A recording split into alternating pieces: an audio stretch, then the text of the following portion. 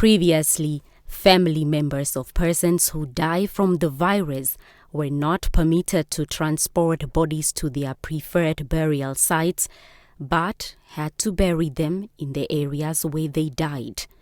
Government has now adjusted this protocol after reviewing the new evidence related to burials of persons who die as a result of COVID-19 complications.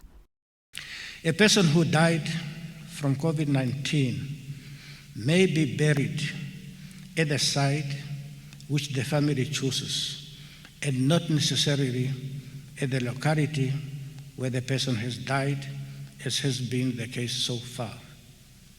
The new protocol in this regard states as follows, and I quote: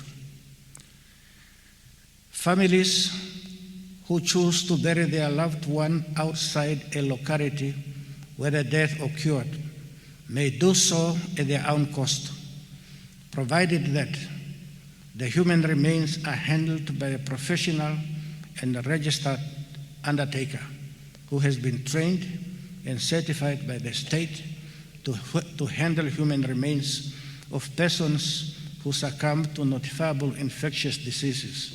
The burials will still be supervised by government or an approved private funeral undertaker.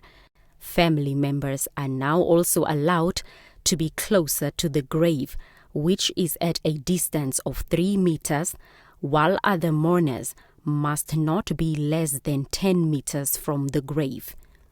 A person who died of COVID-19 complications should be buried in a normal cemetery. The grave should not be less than 2 meters deep. The grave is covered with soft sand by staff of the ministry or the undertaker until the coffin is covered. After that, the tools will be disinfected and the family members can fully cover the grave as long as they are wearing the full PPEs, which the government would not supply.